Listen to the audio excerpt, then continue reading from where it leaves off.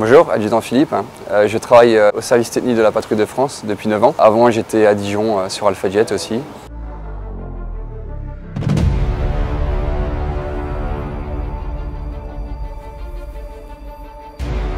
Je suis le capitaine Tanguy, Jean-Philippe, donc extérieur droit à la patrouille de France, donc ATO Suite, pour l'année 2020 et 2021.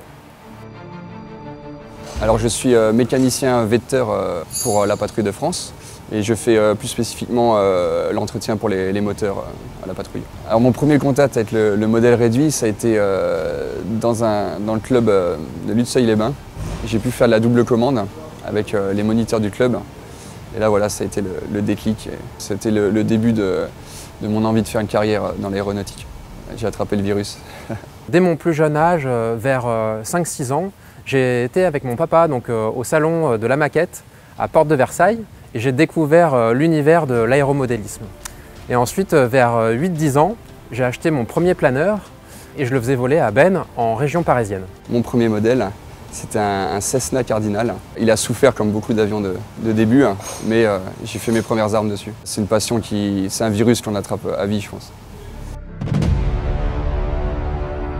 Je faisais de l'aéromodélisme et du vol à voile au tout début, donc j'avais 14 ans, sur le club aéronautique de Bennes. Et je m'étais dit, mince, je ne peux pas rester comme ça, il faut absolument que j'en fasse mon métier. Donc il y avait plusieurs cursus, il y avait le cursus civil et l'armée de l'air et de l'espace. Et en fait, dès mon plus jeune âge, je me suis orienté vers l'armée de l'air et de l'espace. Pourquoi? Parce qu'en fait, il y avait des machines qui étaient formidables, donc des Mirage 2000, des Rafales, des Mirage F1 à l'époque, du Mirage 4 et du Jaguar. Et ça me faisait vraiment envie. Donc en fait, je suis passé du rêve à la réalité. Donc j'ai pu en faire mon métier. Et ce que je trouvais formidable dans l'aéromodélisme, en fait, c'était de partir de cette feuille blanche avec des petites pièces de balsa, de les couper au cutter, de les assembler et de voir le produit final en fait évoluer et de le piloter.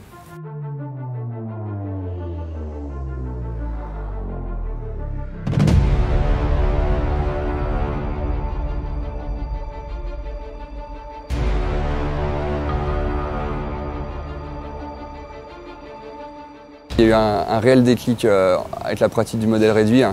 En plus, bon, j'en faisais à côté d'une base aérienne, donc on voyait les chasseurs passer entre deux vols. Et beaucoup de militaires côtoyaient le club, ce qui m'a permis de discuter, d'échanger avec eux. Ça a été le début de l'envie d'en faire mon métier. Et mon pilote, niveau physique, je ne pouvais pas. Donc, ça s'est naturellement tourné vers mécanicien dans l'armée. J'ai toujours voulu travailler sur chasseur. Donc intégrer l'armée de l'air et de l'espace, c'était parfait pour continuer le rêve. Alors le modèle réduit, ça permet d'apprendre plein de choses, aussi bien en théorie du vol, en mécanique, dans tous les domaines, que ce soit l'électricité, les moteurs, la construction, aussi bien traditionnelle que composite. Ça permet de rencontrer plein de monde, chacun a ses petits secrets d'atelier et ça c'est magique. Et maintenant, dans ma carrière, voilà, ça m'a donné les bases de la mécanique.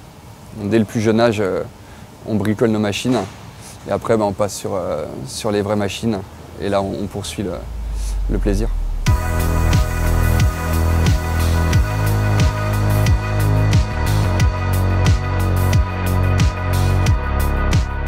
L'aéromodélisme m'a apporté énormément de rigueur, notamment quand on crache son modèle réduit parce qu'au début on fait beaucoup d'erreurs, notamment en pilotage.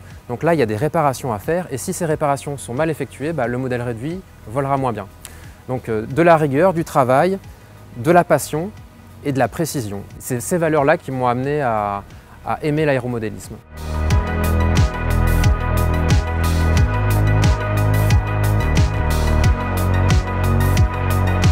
C'est un Blaster 3, donc un F3K. C'est un planeur de compétition. Malheureusement, je ne fais pas de compétition parce que j'ai pas assez de temps. On utilise ce peg qui est sur le saumon. Dans un mouvement circulaire, on va lâcher le planeur, il va monter assez haut et on va pouvoir exploiter les ascendances en spiralant dedans. Moi, ce que j'aime bien, c'est la simplicité de ce modèle-là. En fait, il y a juste une aile, un fuselage. Tous les matériaux qui sont employés dedans sont du Kevlar, donc du carbone Kevlar. C'est extrêmement léger et relativement souple. C'est un Harpoon, c'est un jet d'entraînement. Ça fait pas longtemps que je l'ai, il n'a pas volé encore, je triche. Je vous le présente, mais j'ai pas encore volé avec. Voilà, je me suis fait plaisir.